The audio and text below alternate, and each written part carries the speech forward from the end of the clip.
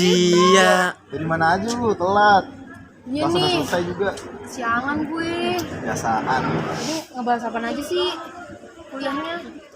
Tadi bahas ini nggak sih assessment learning? Oh iya, assessment learning. Oh, assessment learning. Learning. Assessment learning tuh yang ini kan sih pendekatan penilaian yang tujuannya tuh buat mengukur kemampuan siswa dalam proses sama hasil pembelajarannya. Oh, Iya benar. gue mau nanya deh, assessment learning tuh kira-kira ada berapa macam sih? Oh, kalau sebenarnya ada 3 macam. Ada assessment of learning, ada assessment for learning, sama assessment as learning. Oh, Ada 3. Oh gitu. Emang bedanya apa tadi? Banyak benar 3. Banyak dong. Oh, iya. ya ampun Jul, tadi kan lo kelas, lo Iya, nggak lupa tahu. gue. Gimana sih ya? Aduh. Assessment learning itu ada 3 macam. Ada assessment of learning, ada assessment for learning, sama ada assessment as learning. Itu ada 3. Begitu deh. Emang bedanya itu apa aja sih di? Bisa sampai 3 begitu? Bedanya tuh kalau assessment of learning dia penilaiannya setelah pembelajaran berlangsung. Jadi pas sudah selesai pelajarannya baru ada penilaian. Kalau misalkan assessment for learning itu penilaiannya ketika pembelajaran itu berlangsung. Jadi nanti guru itu semacam ngasih kuis lah atau soal-soal gitu yang dikasih ke muridnya. Kalau misalkan assessment as learning itu penilaian ketika peserta didik itu aktif. Jadi penilaian itu antara teman gitu. Macam-macam dan penjelasannya tentang assessment learning. Iya iya iya. Oke, bener sih. Jadi kalau assessment of learning itu tuh jadi pembelajarannya, penilaiannya itu berdasarkan rapot atau sertifikat gitu ya. Lalu kalau yang assessment for learning itu penilaiannya itu berdasarkan kayak kuis sama Kuis. tes gitu kan. Iya, bener. Nah terus kalau yang satu lagi assessment as learning itu penilaiannya berdasarkan kayak penilaian antar teman. Teman, betul, betul banget. Oh gitu ya. Tapi kalian tahu nggak sih kalau UN tahun ini tuh udah dihapus sama Pak Nadiem Makarim? Dari 2020 tuh UN dihapus, jadinya di 2021 diganti sama Pak Nadiem sama survei karakter dan AKM. Gitu teman-teman. Itu yang metode penilaian itu berdasarkan PISA sama TIMSS ya. Di tahun 2018 tuh ada survei dari PISA bahwasannya kualitas pendidikan di Indonesia tuh rendah, mulai dari literasi, matematika sampai sains. Makanya nih AKM ini terdiri dari aspek-aspek nih dari pemahaman dan analisa biar lebih lebih tinggi lah bahasanya dari UN. Oh gitu. Hanya itu ada dari sikap sosial sama sikap spiritual untuk AKM ini. Terus juga penilaiannya itu tuh dinilai sama guru mata pelajaran, wali kelas sama guru BK. Nah, objek penelitiannya itu sikap siswanya dinilai tuh disiplin apa enggaknya siswa saat masuk kelas, terus juga tepat atau enggak nih siswa saat ngumpulin tugas dan lain-lain, kayak gitulah kurang lebih Jul. Oh, jadi tujuannya itu supaya sikap baiknya dipertahankan. Nah, terus sikap buruknya itu kayak buat jadi bahan evaluasi guru-guru yang bersangkutan gitu ya? Oh iya ya bener nih. Gimana kalian berdua? Ngerti nggak? Paham, Iya, paham, paham. paham. Oh iya, gue denger-dengar kita dapat tugas bikin langkah-langkah pembuatan ini ya, rubrik penilaian tentang jurnal harian PAI sama kisi-kisi soal ya. Ih, gue masih bingung deh, itu maksudnya apa sih? Maksud dari tugas itu kayak gimana? Iya tuh, gue juga baru paham sedikit sih. Mungkin biar lebih jelas, kita nonton video aja yuk. Gue juga ada download nih.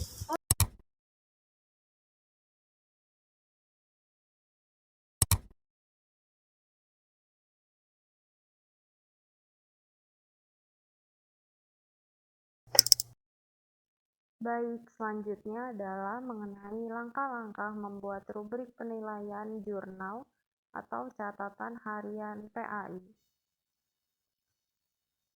Yang pertama, kita harus tahu dulu apa itu pengertian rubrik. Rubrik adalah alat atau instrumen bagi pengajar untuk menetapkan kriteria penilaian untuk tugas. Alat ini juga bermanfaat untuk siswa.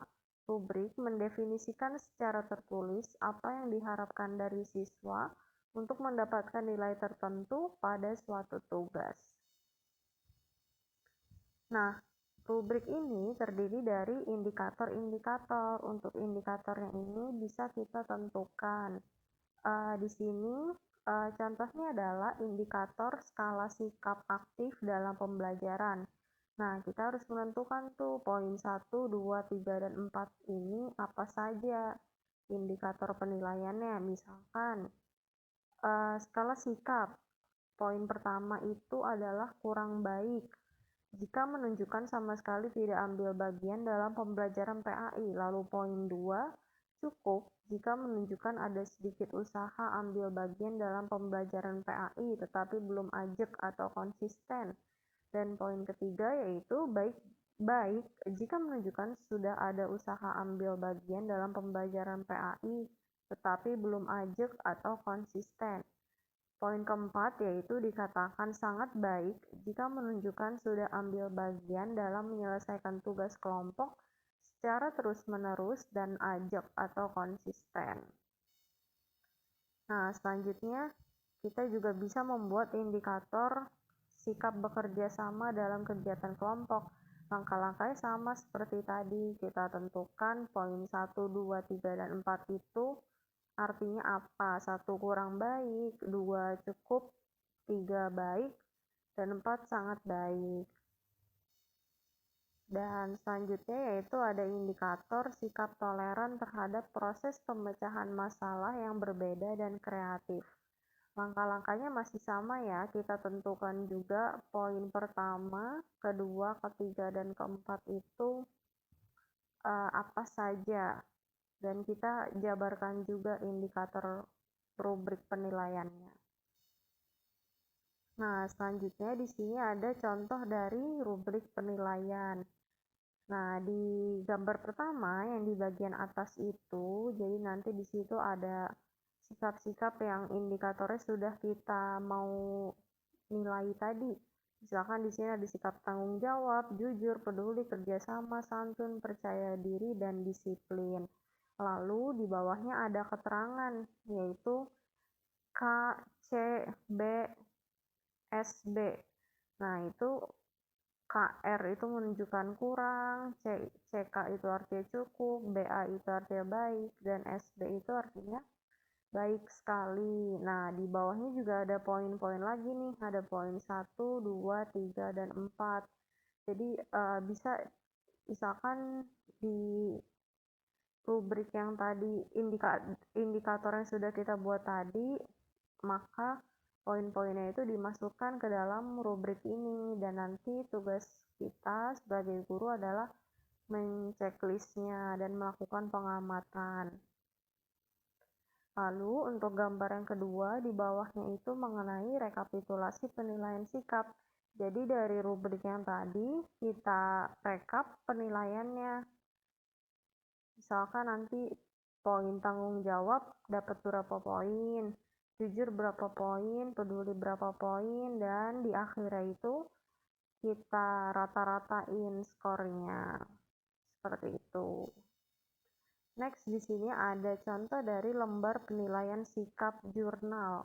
Nah, di sini poin yang pertama itu kita tulis nama siswa dan kelasnya.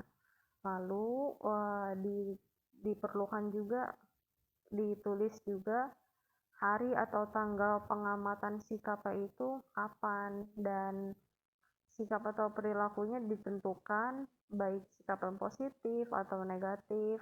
Lalu di sebelahnya kita bisa berikan keterangan agar semakin jelas sikap-sikapnya mereka.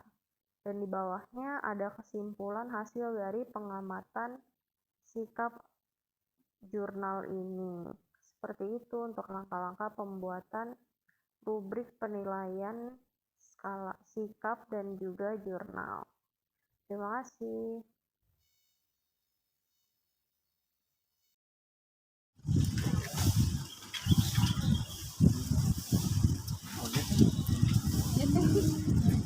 Banyak banget nih ilmu yang didapat dari teman-teman. Sama nih, gue juga. Apalagi gue tadi nggak masuk kan, tapi gue dapet banyak banget nih. Ada ilmu AKM, PISA, dan lain-lain. Iya, gara-gara belajar sama kalian juga gue jadi tahu nih pengertian assessment learning. Iya, pokoknya diskusi kita ini keren banget ya pokoknya. Kelompok lain nggak ada apa-apanya dibanding kelompok kita. Oh, jelas. Soalnya kita paling keren. Paling Iya, aktif. bener-bener. Paling Aduh guys, udah dulu ya. Udah jam segini nih, udah sore banget. Iya, Juga udah mau mendekati jam-jam puasa. Kita pulang dulu kali ya? Iya, kita sudahi dulu ya. Kita dulu deh ya. Udah. Semuanya guys. Kita Makasih Andon ya. Ya. Dah. Ya. Yuk. Salam.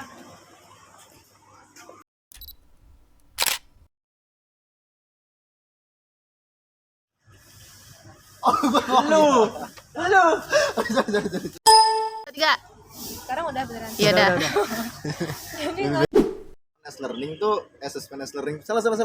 Assessment Iya Mif, betul soalnya itu tuh gue lupa.